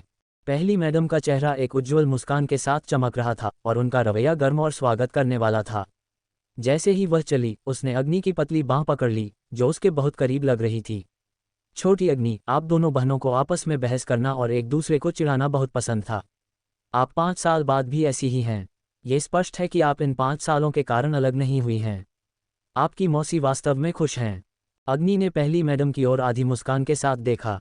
ये प्रथम मैडम रिया जैसी मूर्ख नहीं है। वह एक मुस्कुराती हुई बाघिन है। सतह पर वह कोमल, दयालु, परोपकारी और उदार है, लेकिन वह अक्सर अपनी मुस्कान के पीछे एक चाकू छिपाती है और लोगों को गुप्त रूप से चोट पहुंचाती है। वह एक चतुर पुरानी लोमड़ी है। इसे देखो। पलक झपकते ही रिया की अशिष्टता को बहन के स्नेह के रूप में समझाया गया, ताकि रिया के लिए हानिकारक खबर को फैलने से रोका जा सके। पहली मैडम ने वास्तव में रिया के लिए बहुत कुछ किया। जब पहली मैडम ने अग्नि को बिना कुछ कहे अपनी ओर मुस्कुराते हुए देखा, तो उसे थोड़ा बुरा लगा, जैसे कि वह अपने अभिनय में बहुत प्रयास कर रही थी, लेकिन दूसरे पक्ष ने उसे ठीक से देख लिया। इसलिए वह अग्नि को तब नापसंद करने लगा जब वह अपनी गहरी, चुभती हुई आंखों के कारण बहुत छोटी थी, जो दुनिया की सभी साजिशों और पाखंडों को देखने के लिए लग रही थी। पहली मैडम अब और नाटक नहीं कर पाईं। उसने अग्नि का हाथ छोड़ दिया, बदले में दूसरी मैडम का हाथ पकड़ लिया और प्यार से कहा, दूसरी भाभी, हम भाभियों को एक दूसरे को देखे हुए कई साल हो गए हैं। आप इतने सालों से कैसी हैं? आप बहुत पतली हो गई हैं। ये ठीक है, ये ठीक है। अब जब आप परिवार में वापस आ गई हैं, तो आपको किसी भी बात की चिंता करने की जरूरत नहीं है। अग्नि की खूबसूरत मां को स्पष्ट रूप से पहली मैडम पसंद नहीं थी। उसकी बड़ी, पानीदार आंखों में डर का भाव दिखाई दिया जब उसने अपना हाथ खींचने की पूरी कोशिश की। लेकिन पहली मैडम ने उसे बहुत कसकर पकड़ लिया, उसे मजबूती से पकड़ लिया।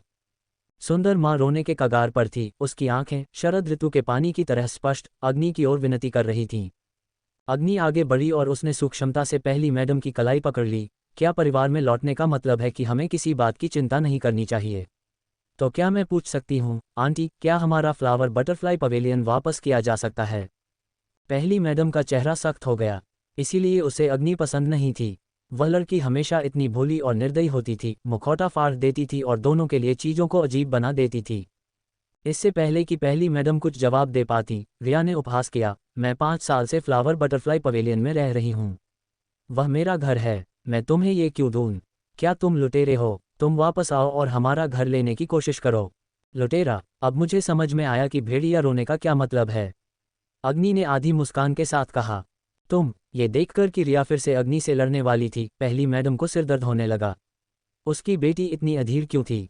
पहली मैडम के पास बोलने के अलावा कोई विकल्प नहीं था। छोटी अग्नि, तुम्हारी चाची जानती हैं कि हुआ डाईहुआन वह जगह हुआ करती थी जहां तुम्हारे परिवार की दूसरी शाखा रहती थी, लेकिन तुम्हारे परिवार के वहां रहने से पहले वे भी वहीं रहते थे, है ना? इसलिए आप यह नहीं कह सकते कि घर आपके परिवार का है।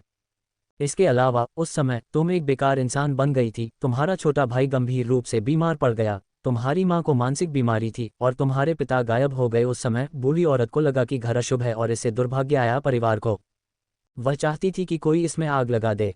ये जियो लियू ही था जिसने कहा था कि उसने वहां रहने की हिम्मत की है और वह दुर्भाग्य को सौभाग्य में बदल सकती है। निश्चित रूप से पिछले 5 वर्षों से हमारा फीनिक्स कबीला शांतिपूर्ण और सुचारू रहा है और उन बुरी चीजों में से कोई भी दोबारा नहीं हुआ। प्रथम मैडम की आवाज़ सौम्य और मुलायम थी। वह जानती थी कि कहाँ रुकना है, कहाँ जोर देना है और कहाँ अपने लहजे को नरम करना है, जिससे इसे सुनना बहुत सुखद लगता है। अग्नि के चाचा इसे बहुत पसंद करते थे। पहली मैडम व्यथित लग रही थी। छोटी अग्नि, आप सभी कहते हैं कि जियोलियू ने आपके घर पर कब्जा कर लिया है, लेकिन वास्तव में जियोलियू आपको आपदा से बचने में मदद कर रही थी। जियोलियू का आभारी नहीं होना आपके लिए एक बात है, लेकिन उसे इस तरह से गलत समझना वास्तव में उसे बहुत दुखी करेगा। रिया अवाक होकर अपनी माँ को घूरती रही। ये तो कमाल है।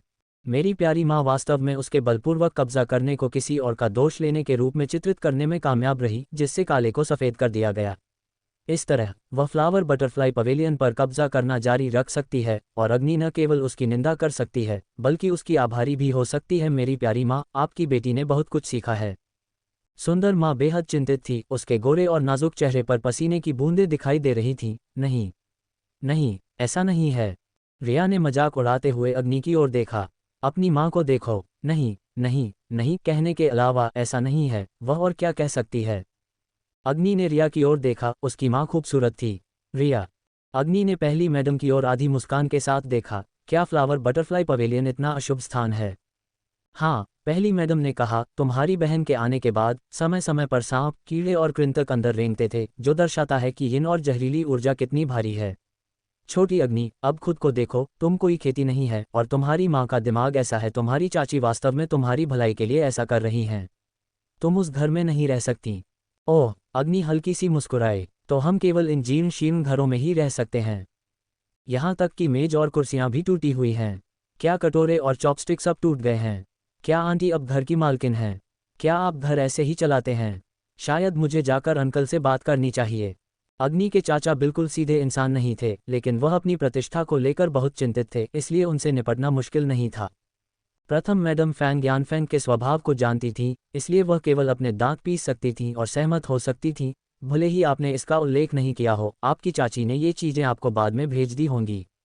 छोटी अग्नि, क्या आपको वास्तव में लगता है कि आपकी चाची ऐसी हैं बुरा इंसान? क्या वह तुम्हारे साथ दुर्व्यवहार करेगी? अग्नि की चमकीली आंखें पहली मैडम पर टिकी थीं, उसके होंठों पर हल्की सी मुस्कान खेल रही थी। अग्नि की अर्थपूर्ण निगाह देखकर पहली मैडम लगभग हर बार अपना अभिनय जारी नहीं रख सकीं। और एक और बात, पहली मैडम ने अपने दांत पीसे और अपना अभिनय जारी रखा। आप सभी ने निराई और टाइल की मरम्मत जैसे गंदे काम क्यों किए? इसीलिए चाची ने इन चीज़ों में मदद करने के लिए लोगों को बुलाया और आपने वे सभी पहले ही समाप्त कर लिए हैं। पहली मैडम ने आह भरी और दया से अग्नि की ओर देखा। मेरे बच्चे, क्या तुम्हें बाहर की कठिनाई की आदत हो गई है? तुम सब कुछ खुद करती हो। हमारा परिवार एक कुलीन परिवार है। कोई फर्क नहीं पड़ता कि तुम अपाहिज बन जाती हो या नहीं, तुम अभी भी हमारे फैंग कबीले की 5वीं मिस हैं। इतनी महान स्थिति वाला कोई व्यक्ति इतना कठिन काम कैसे कर सकता है? जैसे ही पहली मैडम ने बात की, वसुंधरा माँ को डांटने के लिए मुड़ी। तुम हमारी फीनिक्स क्लान की 5वीं मिस को ऐसी गंवार लड़की कैसे बना सकती हो? अगर बूढ़ी औरत को पता चलेगा तो वह निश्चित रूप से तुम्हें दोषी ठहराएगी। प्रथम मैडम क्रोधित थीं। मैं क्रोधित कैसे नहीं हो सकता? वह और रिया ये देखने की उम्मीद में यहाँ आए थे कि अग्नि का परिवार आंसुओं में टूट जाएगा, लेकिन घर में प्रवेश करने से पहले ही रिया इतनी दयनीय स्थिति में थी और अग्नि ने उसका उपहास किया। जब उन्होंने घर में प्रवेश किया तो परिवार न केवल आंसुओं में नहीं टूटा, बल्कि जिंग्युन आंगन को भी साफ किया, जो कि 100 वर्ग मीटर से अधिक आकार का था। इसके विपरीत अग्नि द्वारा उसे बार बार उपहासपूर्ण आंखों से देखा जाता था और उसे अभी भी उन्हें दैनिक आवश्यकताएं देनी पड़ती थी। वह मूल रूप से इसे खींचना चाहती थी और अग्नि को मदद के लिए भीख मांगने पर मजबूर करना चाहती थी। अग्नि ने पहली मैडम की ओर देखकर मुस्कुराते हुए कहा, चाची, आपको गलतफहमी हुई है। क्या गलतफहमी? तुम पहले बहुत प्यारी हुआ करती थी, लेकिन अब तुम काफी अनियंत्रित हो, है ना? अग्नि हल्की सी मुस्कुराए। क्या आपकी चाची मेरी इतनी परवाह करती हैं? बेशक तुम्हारी मौसी तुमसे प्यार करती है। क्या तुम्हें याद नहीं है कि वह तुम्हें अपनी बेटी की तरह ही प्यार करती थी? ये सच है। जब अग्नि एक अद्वितीय प्रतिभावान थी तो उसकी चाची वास्तव में उसके प्रति बहुत दयालु थीं, हर तरह से उसकी देखभाल करती थीं और हर समय उसकी रक्षा करती थीं। लेकिन जब से वह बेकार इंसान बन गई है। अग्नि हल्की सी मुस्कुराए। क्या आपकी चाची उन्हें जिंग्युन आंगन को साफ करने में मदद करने के लिए यहाँ लाई थीं? बेशक, तुम्हारी चाची तुम्हें खुद काम करने के लिए कैसे जाने दे सकती हैं? खुद को देखो, तुम्हारा चेहरा एक छोटी काली बिल्ली की तरह गंदा है। पहली मैडम ने अपना रुमाल उठाया और अग्नि का चेहरा पोंछा। अग्नि पहली मैडम की ओर देखकर मुस्कुराई। तो आपका बहुत बहुत धन्यवाद चाची। पहली मैडम पूरी तरह से हैरान लग रही थीं। अग्नि ने एक गंदे कमरे को दिखाते हुए दरवाज़ा खोला। कृपया अपनी चाची के लोगों से मेरी अच्छी देखभाल करने के लिए कहें। खिड़की की जाली से रोशनी अंदर आ रही थी, जिससे कमरा रोशन हो रहा था। धब्बेदार दीवारें, नम फर्श, जीर्ण शीर्ण कमरे सब उनके सामने बिछे हुए थे और एक चूहा तेजी से उनके पास से गुजरा। आंगन इतना साफ था, यहाँ तक कि अग्नि ने टूटे हुए कटोरे और चॉपस्टिक की ओर भी इशारा किया। पहली मैडम को लगा कि अग्नि ने सफाई पूरी कर ली है, लेकिन उन्हें यह उम्मीद नहीं थी। अंदर अभी भी पूरी तरह से अव्यवस्थित था। अग्नि ने आधी मुस्कान के साथ पहली मैडम की ओर देखा। आंटी काफ़ी हैरान लग रही हैं। क्या आप सोच रही हैं कि क्या कबीले में कोई खाली आंगन है जहां हम जा सकते हैं? पहली मैडम एक पल के लिए अवाक रह गईं, फिर उनके गोरे चेहरे पर एक कड़वी मुस्कान आ गई। तुम पगली लड़की, तुम्हें वास्तव में मजाक करना बहुत पसंद है। अगर कोई खाली आंगन होता तो हम तुम्हें यहाँ क्यों रहने देते? तो अग्नि ने लापरवाही से पहली मैडम की ओर देखा। क्या तुम्हारी चाची यह नहीं सोच रही हैं कि तुम्हारी जगह इतनी गंदी और अव्यवस्थित है? इसे साफ करने में मदद के लिए तुम्हें कितने लोगों को भेजना होगा? अग्नि ने हंसते हुए कहा, इसके बारे में सोचने की क्या ज़रूरत है? क्या आंटी अपने साथ 1 दर्जन से ज़्यादा लोगों को नहीं लाईं? ये काफ़ी है। ऐसा नहीं था कि पहली मैडम अपने लोगों को गंदे और थका देने वाले काम करने देने को तैयार नहीं थी, वह बस व्यथित महसूस कर रही थी। वह लोगों को तमाशा देखने लाई थी, लेकिन इसके बजाय वह खुद ही तमाशा देखने लगी। इस पहली मुठभेड़ में पहली मैडम को मानना पड़ा कि उन्हें पूरी तरह हार का सामना करना पड़ा है। लेकिन शब्द तो पहले ही बोले जा चुके थे, क्या वह अपने वादे से मुकर सकती है? क्या ये स्वयं का खंडन नहीं होगा? असहाय होकर पहली मैडम केवल अपने नौकरों को काम में मदद करने का आदेश दे सकती थी। जहां तक पहली मैडम की बात है, उन्होंने स्वाभाविक रूप से व्यस्त रहने का बहाना बनाकर रिया को लिया और पहले निकल गईं।